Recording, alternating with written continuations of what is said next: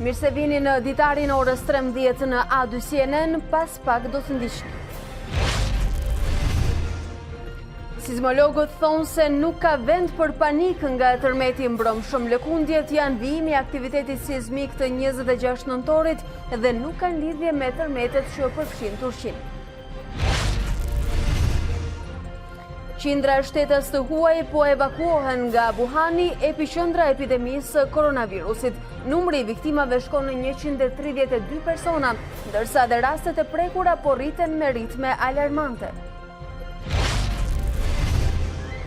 Prokurori Anton Martini kalon shkallën e parë të vettingut. Kandidati për antar të SPAK u konfirmua në detyrë me shumicë të votave të antarëve të Komisionit të Pavarur të Kualifikimit.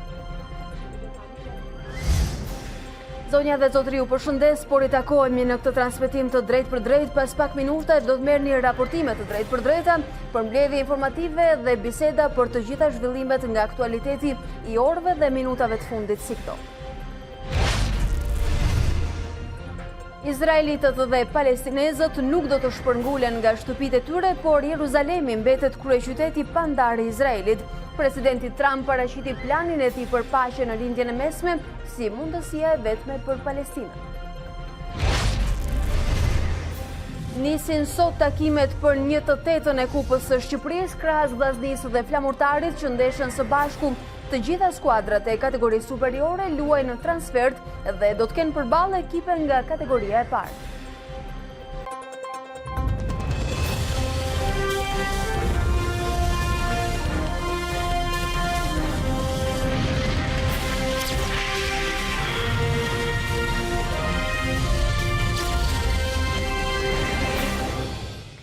Prokurori i përgjithshëm Olsian Çela priti në zyrën e tij ambasadoren e re të Shteteve të Bashkuara të Amerikës, Yuri Kim, ndërsa pritet një deklaratë zyrtare. Paraprakisht mësohet se në takim, i cili zgjati rreth 20 minuta, janë prekur edhe çështjet e nxehta në hetim, por edhe rëndësia e pavarësisë së prokurorëve në çështjet konkrete.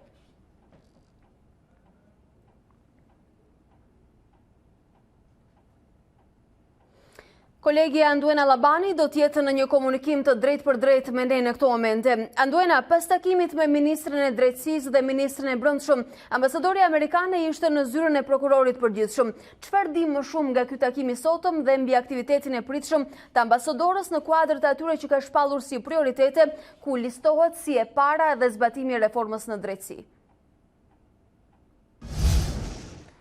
Alba, në fakt ka qenë prioritet i Shteteve të Bashkuara të Amerikës një investim i madh, do të thoja, qoftë në burimet njerëzore, por edhe në ato që kanë të bëjnë me institucionet e reja të reformës në drejtësi i ambasadës amerikane. Dhe pikërisht qendër dhe fokus i bisedimeve të sotme mes ambasadores, diplomates amerikane dhe kreu të akuzës në Shqipëri kanë qenë pikërisht reforma në drejtësi dhe vjushmëria e organeve të reja, të ngritura tashmë me kaq forcë edhe nga presioni i diplomatëve dhe i zyrtarëve amerikanë. Në fakt, takimi ka zgjatur, siç e thatë dhe ju, 20 minuta.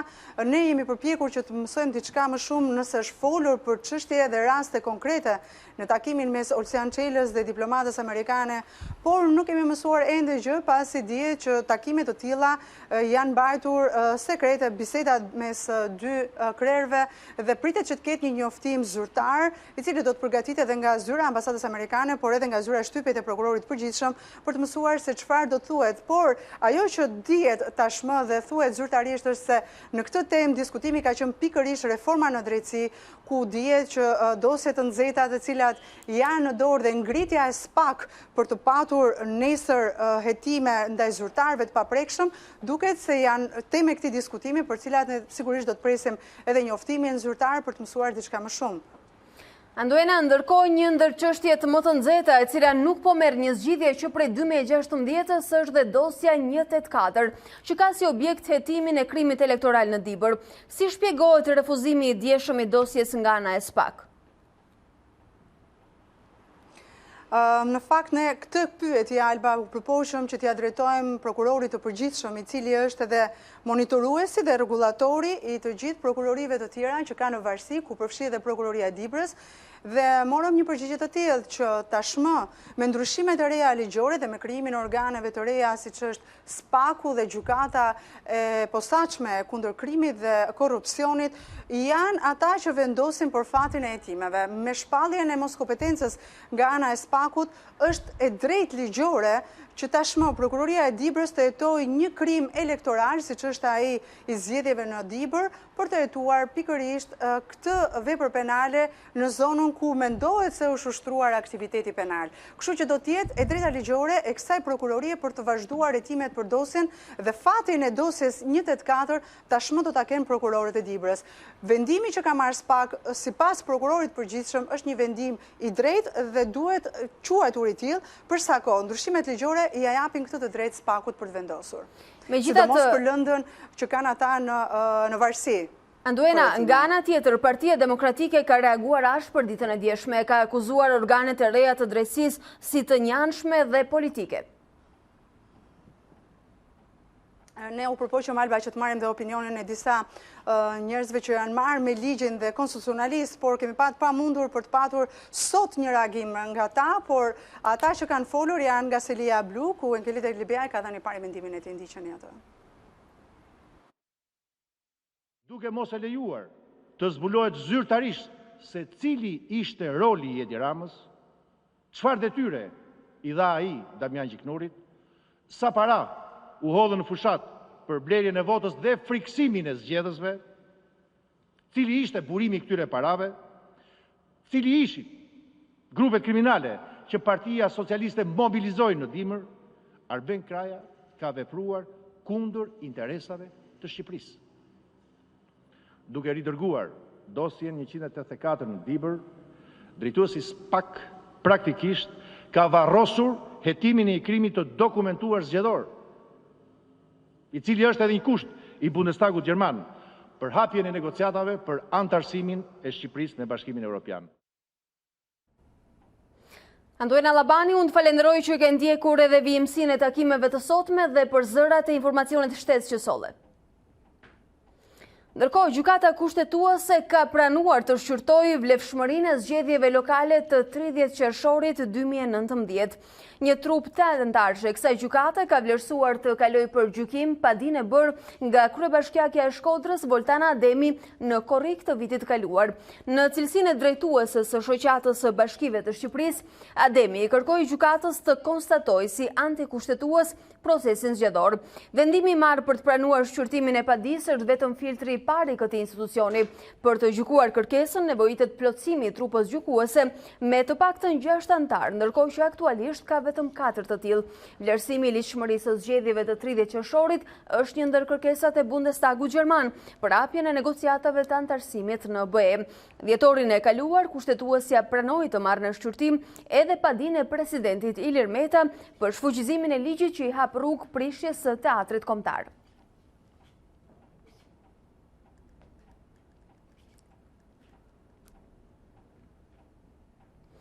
Ndërkohë, avokati që përfaqëson çështjen e legjitimitetit të zgjedhjeve të 30 qershorit, kërkesë kjo e bërë nga kryebashkiakja e Shkodrës Voltana Ademi, zoti Jordan Daci, prononcohet në këto momente në një lidhje të drejtë për drejtë me ne. E presim zotin Daci, mirë se vini. Faleminderit për mundësinë. Faleminderit që jeni këtu sot për të na sqaruar. Tashmë janë 3 gjyqtarët e kushtetuesës, të cilët e kanë kaluar në dhomën e Këshillimit kërkesën e juaj të 18 korrikut për të shqyrtuar legjitimitetin e zgjedhjeve të 30 qershorit. Por ama kjo është vetëm faza e parë, ndonse gjykimi dhe vendimi do të bëhen të mundura vetëm me funksionalizimin e kësaj gjykate. Megjithatë, për ju çfarë treguesi është dhe është një sinjal pozitiv në drejtim të marrjes së një përgjigje? Sigurisht që çështja që parashtrohet për zgjidhje është çështje e një rëndësie të jashtëzakonshme. Nuk shtrohet çështja thjesht për një kryetar bashkie që duhet i zëvë vendin dikujt apo jo, por është çështje e legjitimitetit të gjithë sistemit të qeverisjes së pushtetit vendor dhe nga ana tjetër është një pjesë e një mosmarrëveshje të madhe politike e cila është bërë shkak për një krizë të rëndë në cilën ndodhet vendi. Në këtë pikpamje do ishte papërgjegjësi totale edhe nga ana e gjykatës nëse nuk do të pranohej në parim. Gjithsesi, pranimi nuk është thjesht çështje për shkak të sensitivitetit i ka çështja, por ne gjykojmë që kërkesa është e bazuar tërësisht si në fakte dhe në prova, ashtu edhe në aspektin kushtetues është e pranueshme dhe ne kemi gjithë besimin tonë që do pranohet përfundimisht edhe kërkesa sipas objektit tonë. Normalisht që gjykimin e seancës plenare do të nënshtrohet një hetimi me gjithë trupën gjyqësore që do jetë disponueshme, çka do thotë minimumi do të jenë 6 në momentin kur do të jetë e mundshme shqyrtimi.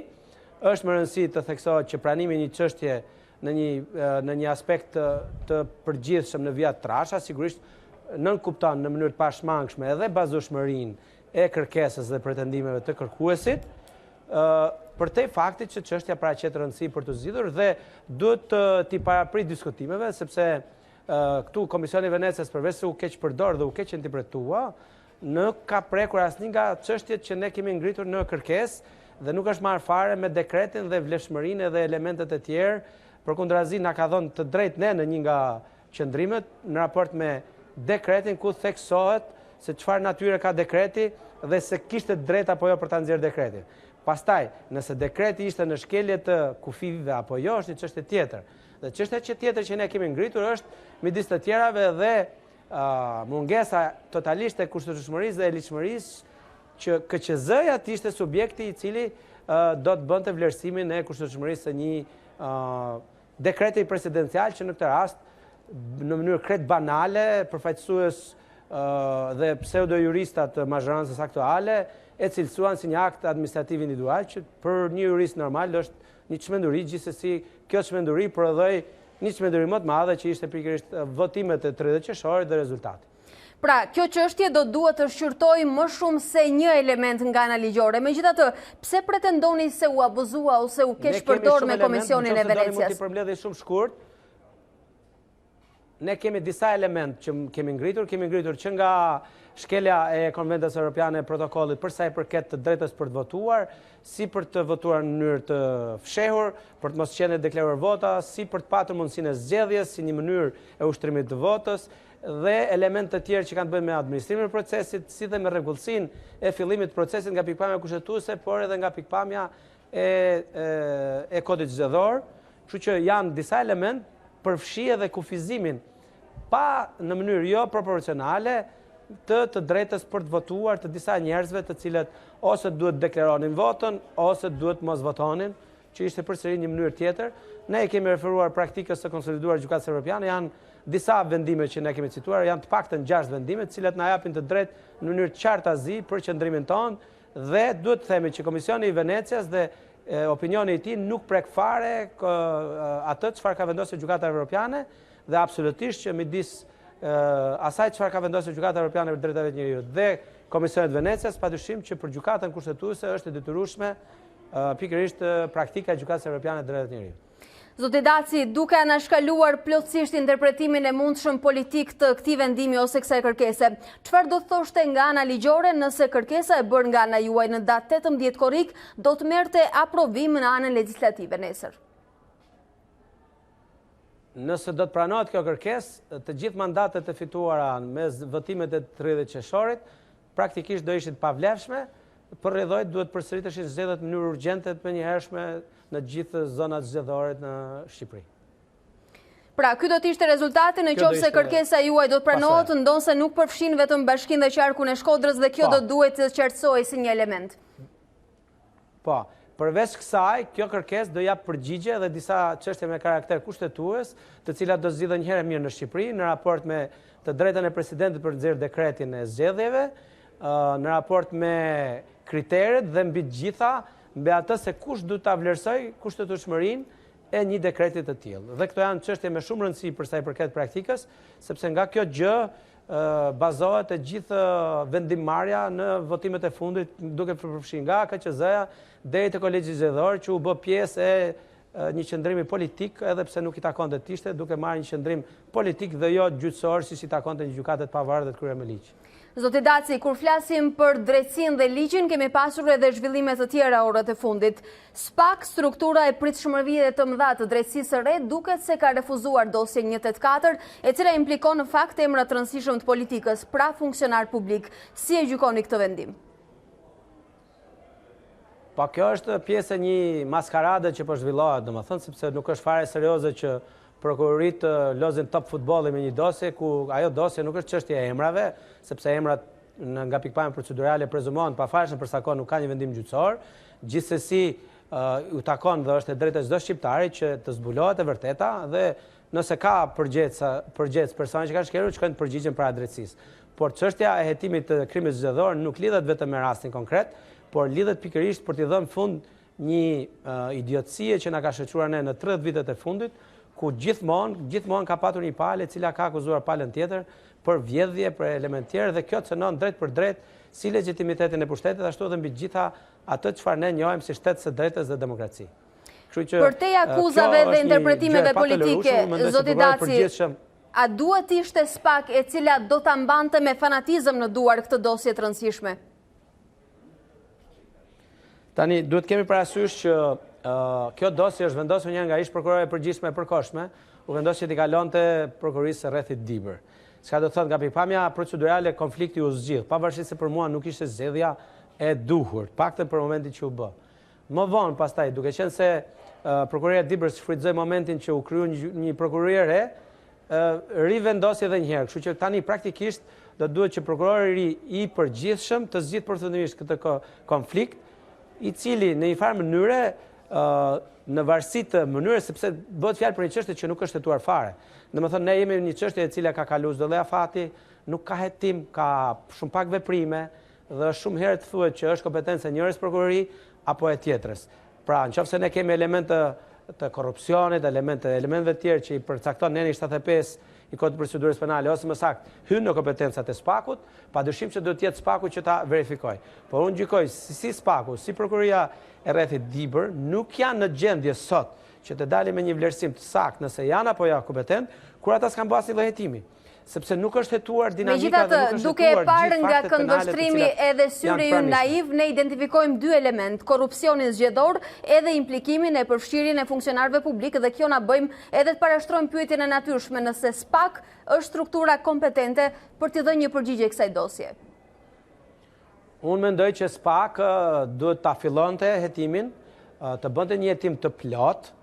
Kjo edhe për arsye të kapaciteteve, prokuroria e Dibrës ne i bim qafë se nuk ka asnjë lloj mundësie të hetojë atë dosje. E mbajti prokuroria e krimeve të rënda 2 vjet dhe nuk bëri dot as transkriptimin e një pjesë shumë të vogël të materialit të përgjimeve. Kështu që praktikisht kjo e ka dëshmuar me vendimin e saj të 22 janarit apo jo? Po, janë disa, është vendimi i ish prokurores përgjithshme të përkohshme, por unë mendoj që SPAK-u do ishte në nderin dhe në dhënien e asaj çfarë ne presim nga SPAK-u, ta merrte çështjen, ta hetonte dhe nëse nga hetimi që do zhvilloj SPAK-u, po do ishte një hetim i plot. Askush nuk do i thotë që s'ke bërë këtë veprim, s'ke bërë këtë veprim. Dhe mund të dalë që përsëri mund mos jetë fare kompetencë e SPAK.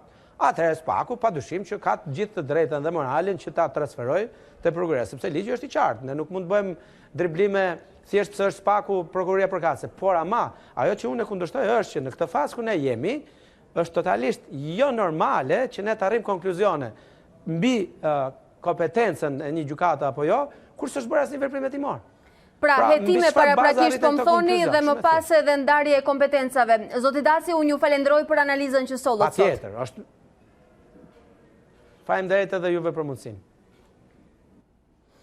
Kryetaria e Bashkisë së Shkodrës, Voltana Ademi, e ka cilësuar lajm të mirë pranimin e kërkesës dhe objektit të saj në gjykatën kushtetuese për delegjitimimin e zgjedhjeve lokale të 30 qershorit në Bashkinë e Shkodrës. Ademi u shpreh se shqyrtimi i kësaj kërkese do t'i jap fund një herë mirë krizës në vend dhe është një shembull që duhet ndjekur edhe nga bashkitë e tjera. Gjykoj që është një lajm i mirë në kuadër të një procesi të gjatë, i vështirë për Bashkinë e Shkodrës, por njëkohësisht për të gjitha bashkitë në të gjithë Shqipërinë, për të gjithë kryetarët që janë antarë të shoqatës së bashkive të Shqipërisë. Mendoj që ky do të jetë një rrugtim që do duhet të ndjekim deri në fund kur bëhet fjalë për kërkesën tonë për të delegjitimuar procesin fars të 30 qershorit. Me kërkesën tonë, ne dhe me pranimin nga gjykata kushtetuese, është aprovuar kërkesa, por edhe objekti i saj, dhe kjo është ajo çfarë është më rëndësishme. Ne gjykojmë që sa më shpejt që të mund të bëhet funksionale gjykata kushtetuese, të mund të shqyrtojë në themel të gjithë kërkesën tonë, pikat kryesore, por bazuar sidomos në argumentet tonë, që janë argumenta ligjor, i referohen Kushtetutës së Shqipërisë, por njëkohësisht edhe procedurave ilegjitime, sipas argumentimit që ne kemi bërë në kërkesën tonë, të ndjekura nga institucionet që të duhet të ndjeknin ligjin, të zbatonin ligjin, Kushtetutën dhe kodin zgjedhor, dhe kam fjalën këtu për procesin e ndjekur nga trupa që menaxhon zgjedhjet në këtë rast. Prandaj mendoj që sa më shpejt që kjo të bëhet e mundur, aq më mirë do të jetë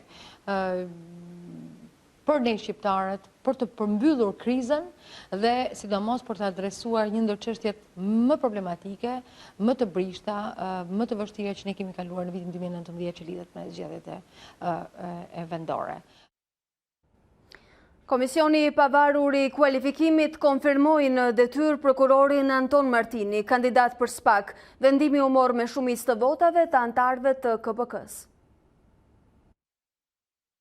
Në përfundim të këtij procesi të rivlerësimit, trupi gjykues, i përbër nga Genta Tafa Bungo kryesuese, Etleda Çiftja antare, si dhe Pamela Qirko relatore, me shumicë votash vendosi. Konfirmimi në detyrë të subjektit të rivlerësimit zotit Anton Martini. Vendimi i arsyetuar me shkrim i njoftohet subjektit të rivlerësimit, komisionerit publik dhe vëzhguesve ndërkombëtar brenda 30 ditëve pas përfundimit të kësaj seance dëgjimore dhe publikohet në faqen zyrtare të internetit të komisionit. 2 të rinj nga Fushkruja ranë në prangat e policisë pasi lëviznin me pistolet me silenciator dhe një aparat celular që dyshohet se përdorej për shpërthimet e minave në distancë. Për këtë policia po heton nëse të arrestuarit po përgatiteshin për të kryer një krim. Policia arrestoi 2 të rinj nga Fushkruja pasi lëviznin me një pistolet me silenciator. Mbanin me vete një aparat celular që shërben për shpërthimet në distancë. Efektivët e repartit Shqiponja gjatë kontrolleve në orët e vona të mbrëmjes në Tiranë i bën shenjë 2 të rinjve 24 dhe 29 vjeç për të ndaluar, por sapo pam policinë ata u larguan.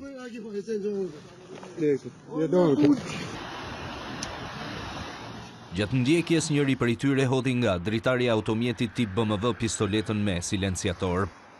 Pas disa minutave policia i ndaloi, ndërsa gjatë kontrollit gjeti dhe aparatin celular, i cili sipas bluve dyshohet se do të përdorej për prodhim të minave me telekomand dhe shpërthime në distancë.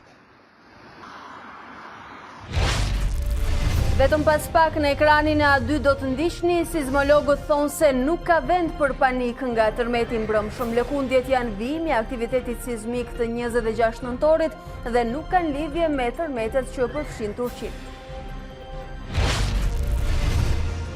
Qindra shtetas të huaj po evakuohen nga Wuhani, epiqendra e epidemisë së koronavirusit. Numri i viktimave shkoi në 132 persona, ndërsa edhe rastet e prekura po rriten me ritme alarmante. Izraelitët dhe palestinezët nuk do të shpërngulen nga shtëpitë e tyre, por Jeruzalemi mbetet kryeqyteti pandar i Izraelit. Presidenti Trump paraqiti planin e tij për paqe në lindjen e mesme si mundësia e vetme për Palestinën. Ne rikthehemi bashkë në këtë transmetim të drejtë për të ndarë të tjera informacione. Lëkundje të forta tërmeti janë ndjerë në Durrës, Tiranë dhe Elbasan mbrëmjen e së martës. Sipas Institutit të Gjeoshkencave, goditja kryesore orës 21:15 ishte me magnitudë 4.9 i shkallës Richter, me thellësi 7 km me epiqendër në fshatin Bupq në Fushkruj. Goditja është shoqëruar nga pasgoditje më të vogla, të cilat shoqërojnë aktivitetin sismik të 26 nëntorit. Emergjenca civile njoftuan se nuk raportohen dëme në njerëz apo materiale. Pas 2 tërmeteve që goditën Shqipërinë e mesme mbrëmjen e së martës, qytetarët e Tiranës dhe Durrësit dolën në rrugë. Makinat mbushën sheshe dhe rrugë duke krijuar edhe trafik në qarkullim.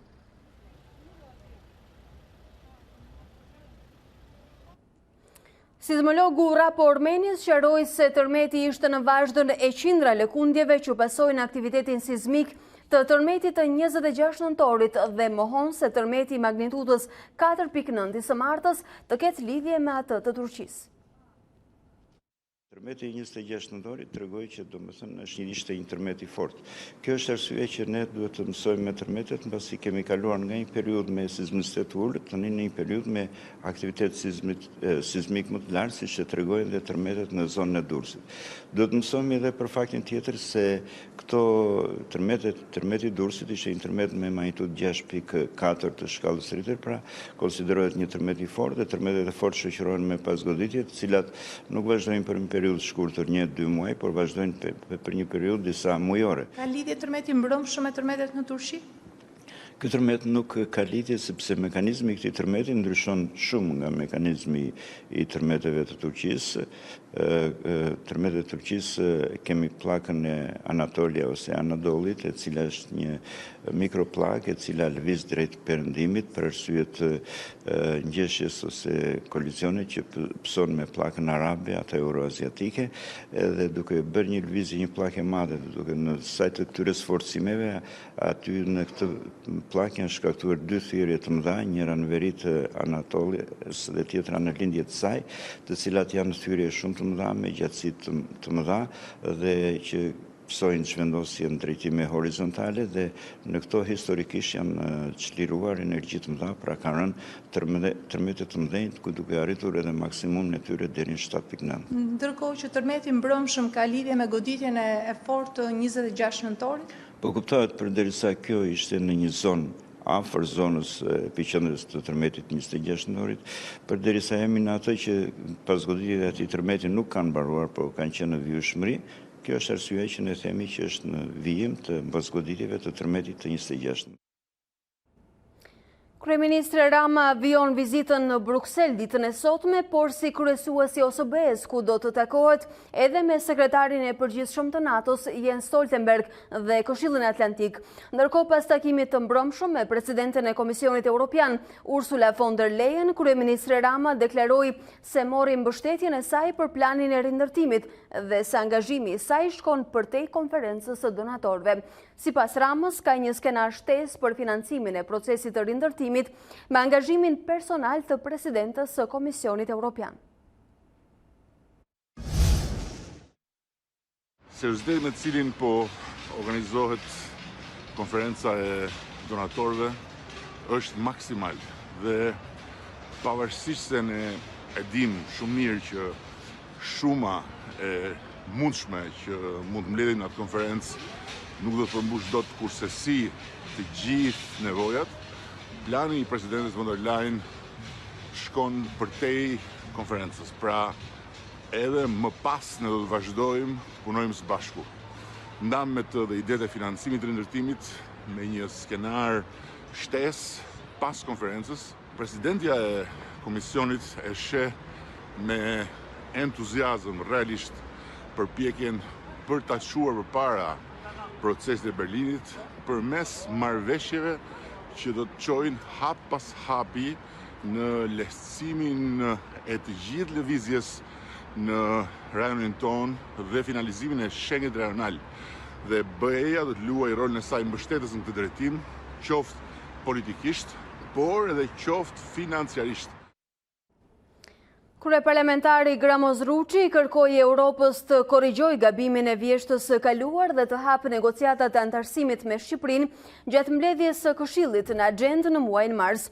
Këto qëndrime ai mbajti në samitin e krerëve të parlamenteve të Ballkanit Perëndimor, organizuar në Bruksel nga presidenti i Parlamentit Evropian. Kryetari i Kuvendit Gramoz Ruçi e quajti të paprecedent atë që ndodhi me negociatat e Shqipërisë. Nga Parlamenti Evropian ai nuk fsheu shpresën se Europa mund të vetë korrigjohet dhe në mars në mbledhjen e ardhshme të Këshillit të vendosë përhapjes së negociatave.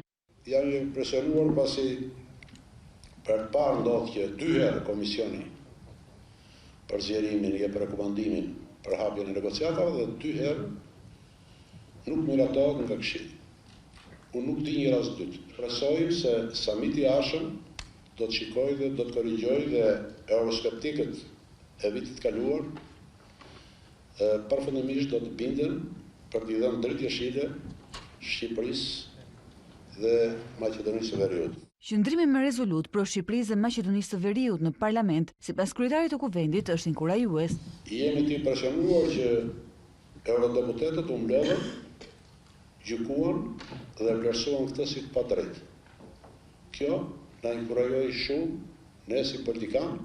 Në 5 shkurt BE shpall metodologjinë e re të zgjerimit, ndërkohë Ruçi ishte në Bruksel në kuadër të samitit të nivelit të lartë për Ballkanin Perëndimor, të thirrur nga David Sassoli. Ky i fundit e quajti Ballkanin si një mungesë në hartën gjeografike të Europës, që duhet korrigjuar.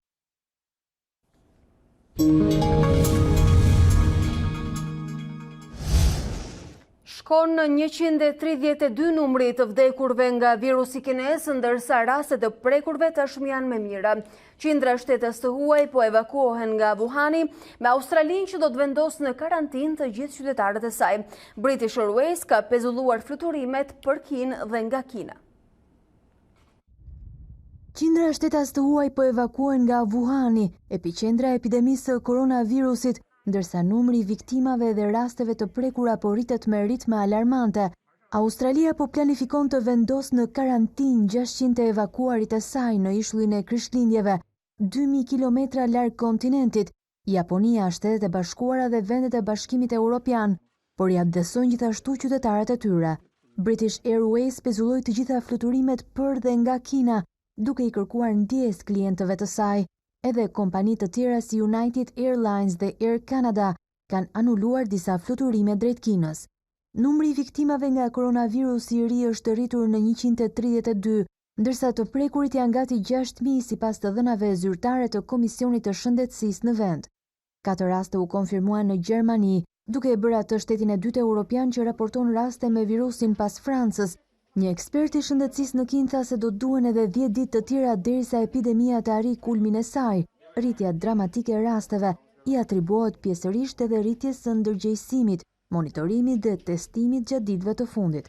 Ashtu si SARS apo viruset e tjera të gripit, koronavirusi është veçanërisht i rrezikshëm për personat e moshuar dhe ata që vuajnë nga sëmundje të tjera. Por një ekip shkencëtarësh në Australi pretendon se ka krijuar me sukses një version laboratorik të koronavirusit kinez, në atë që shihet si arritje e rëndësishme për të luftuar përhapjen globale të epidemisë. Kjo do të ishte hera e parë që virusi rikrijohet jashtë Kinës. Shkencëtarët në Institutin Doherty për infeksione dhe imunitet në Melbourne thanë se do ta ndanin kampionin e krijuar nga një pacient i infektuar me Organizatën Botërore të Shëndetësisë dhe laborator të tjerë rreth botës. Ai do të përdoret për gjenerimin e testit të antikorpeve që do të lejojë evidentimin e virusit në pacientët që nuk kanë shfaqur ende simptoma dhe gjithashtu do të kontribuojë për krijimin e një vaksine. Ndërkaq Kina duket se është më parë në krijimin të vaksinës, edhe pse siç thonë shkencëtarët, do të duhen të paktën 2 muaj para se ajo të jetë e efektshme.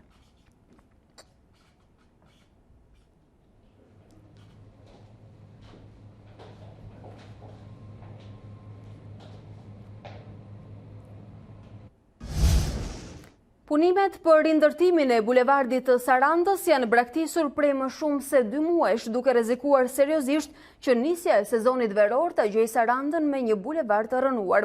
Bashkia e qytetit nuk jep asnjë sqarim mbi arsyet e ndalimit të punimeve, ndërsa qytetarët shprehen se një bulevard i papërfunduar mund të ndikojë negativisht edhe në ecurinë e sezonit këtë vit. Do të ndjekim pak sekonda publicitet dhe rikthehemi sërish. Parlamenti Evropian pritet të aprovojë sot kushtet e largimit të Britanisë së Madhe nga BE në një votim historik.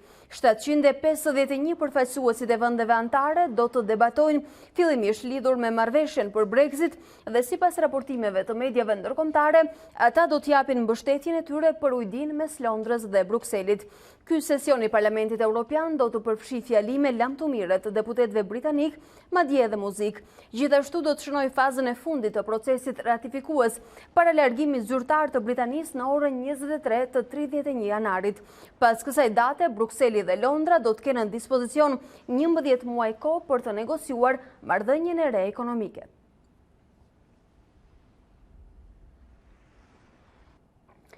Trump ka prezantuar planin për lindjen e mesme duke cilësuar atë si mundësinë e fundit për palestinezët, por strategjia që parashikon njohjen e Jeruzalemit si kryeqytet të pandashëm të Izraelit u refuzua kategorikisht nga autoritetet në Palestinë. Presidenti Amerikan Donald Trump prezantoi planin e shumëpritur për lindjen e mesme, duke premtuar se Jeruzalemi do të vazhdojë të mbetet kryeqyteti pandashëm i Izraelit. Ai propozoi krijimin e një shteti të pavarur palestinez dhe njohjen e sovranitetit të Izraelit mbi kolonitë në bregun perëndimor. Plani përfshin një hartë konceptuale ku sipas Trump ilustrohen kompromiset territoriale që Izraeli merr përsipër të bëjë. Sipas hartës, territoret palestineze dyfishohen, ndërsa një pjesë e Jeruzalemit lindor do të bëhet kryeqyteti i shtetit të ardhshëm të Palestinës, ku Trump thotë se do të hapet një ambasadë amerikane. Asnjë palestinez apo izraelit nuk do të shpërngulet nga banesat e veta, çka sugjeron se kolonitë ekzistuese në bregun e pushtuar perëndimor do të mbeten. Në krah të kryeministrit izraelit Benjamin Netanyahu, Trump i cilësoi propozimet si mundësinë e fundit për palestinezët. Vizioni im përfaqëson një mundësi nga e cila përfitojnë të dyja palët, një zgjidhje realiste e dy shteteve, e cila jep fund rrezikut të shtetësisë së Palestinës ndaj sigurisë izraelite. Plani i cili synon të jap zgjidhje një prej konflikteve më të gjata në historinë botërore, u hartua nën kujdesin e dhëndrit të Trump, Jared Kushner, i menjëhershëm reagimi i autoriteteve palestineze. Presidenti Mahmud Abbas e cilësoi planin si një komplot. U them dhe një herë partnerëve Trump dhe Netanyahu, Jeruzalemi nuk është në shitje, të drejtat tona nuk janë në shitje. Ujdia juaj, ky komplot nuk do të funksionojë. Mira palestinez protestua në rripin e Gazës, ndërsa ushtria izraelite dërgoi përforcime në bregun e pushtuar perëndimor. Plani i presidentit amerikan Donald Trump për paqe në lindjen e mesme po kundërshtohet edhe në arenën ndërkombëtare. Ish kryeministri suedez Carl Bildt, njëherësh edhe ish ndërmjetësues i BE-s për ish Jugosllavin, lëshoi kritika të ashpra ndaj SBA-ve duke lënë të kuptohet se propozimi i tyre është i njanshëm. Me anë të një statusi në Twitter, ai shprehet me bindje të plotë se diktatori serb Slobodan Milošević do ta donte një zgjidhje si ajo e presidentit Trump për Kosovën. Forcat serbe të sigurisë në kontroll të plot të kufive, hapësirën ajrore si dhe digjitale të tregtisë, shkruan ish ndërmjetësuesi i BE-s, ndërsa në fund ironizon me planin e Amerikës për paqe, duke shkruar se në të do të kishte edhe disa të drejta të kufizuara për shqiptarët e Kosovës. Por Kushner, këshilltari i lartë në Shtëpinë e Bardhë dhe një prej arkitektëve të planit të paqes për lindjen e mesme, tha se palestinezët po tregoheshin budallënj duke refuzuar planin pa marrë kohën e nevojshme për ta shqyrtuar atë. E ndjekim deklaratën e tij. Ata e refuzuan planin pa e parë ende atë, menduan se nuk do të ishte aq i mirë sa është, kështu u treguan budallënj. Gjithashtu një prej ironive më të mëdha është se ata vazhdojnë të thonë se duan të jenë një shtet, por nëse je një shtet, nuk bën thirrje për protesta zemërimi kur nuk merr ato që do. Ky është një moment i rëndësishëm që ata t'i tregojnë botës se janë gati të bëhen një shtet. Presidenti amerikan e bindi Izraelin të bëjë lëshime të forta dhe të pezullojë ndërtimin e kolonive për 4 vite. Kjo do t'u jepte mundësinë palestinezëve të kenë një shtet, nëse do t'jenë të guximshëm mjaftueshëm për ta shfrytzuar atë.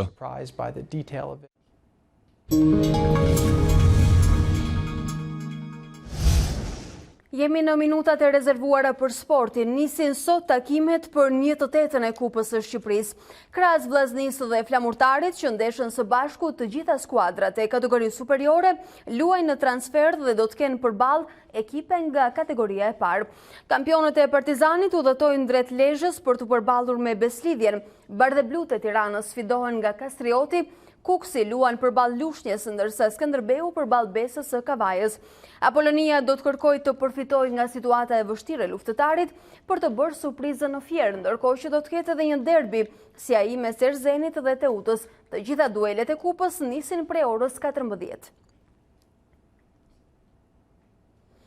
Ditë festive 29 janari për klubin e futbollit Teuta. Durrësakët festojnë sot 100 vjetorin e themelimit.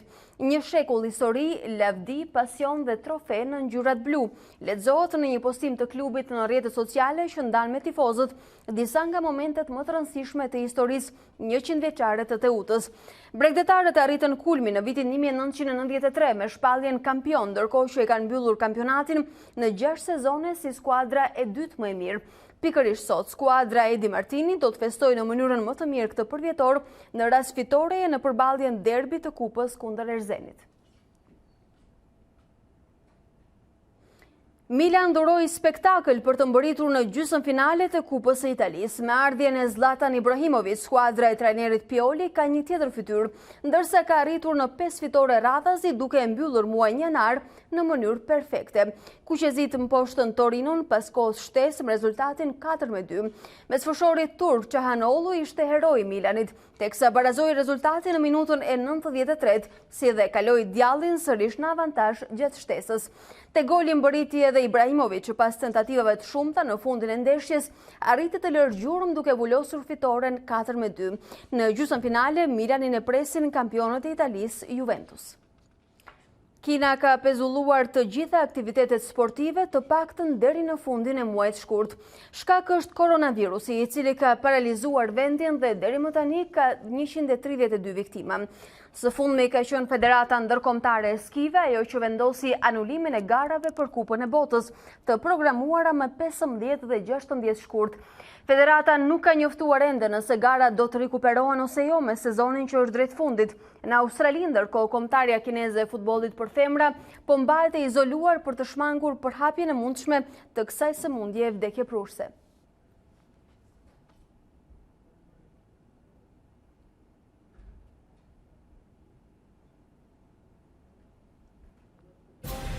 Dhe në sekondat e fundit rikujtojmë zhvillimet kryesore.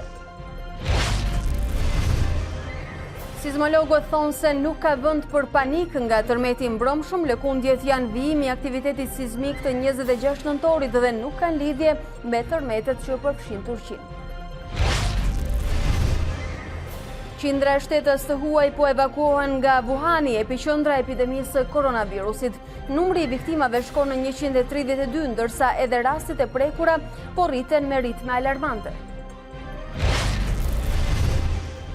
Prokurori Anton Martini kalon shkallën e parë të vettingut. Kandidati për antar i SPAK u konfirmua në detyrë me shumicën e votave të antarëve të Komisionit të Pavarur të Kualifikimit. Ish-deputeti i Partisë Demokratike Enkelej Dalibejaj akuzoi kreun e SPAK për shkatrim të hetimeve për dosje 184 duke i ridërguar në prokurorinë e Dibrës. Izraelitët dhe palestinezët nuk do të shpërngulen nga shtëpitë e tyre, por Jeruzalemi mbetet kryeqyteti pandar i Izraelit. Presidenti Trump paraqiti planin e tij për paqe në lindje e mesme si mundësia e vetme për Palestinë. Nisin sot takimet për 1/8 e Kupës së Shqipërisë, krahas Vllaznisë dhe Flamurtarit që ndeshen së bashku. Të gjitha skuadrat e kategorisë superiore luajnë në transfer dhe do të kenë përballë ekipe nga kategoria e parë. Nderuar shikues, kjo ishte gjithçka e përgatitur nga redaksia A2 CNN për ditarin e orës 13. Unë ju falenderoj që na ndoqët dhe sot.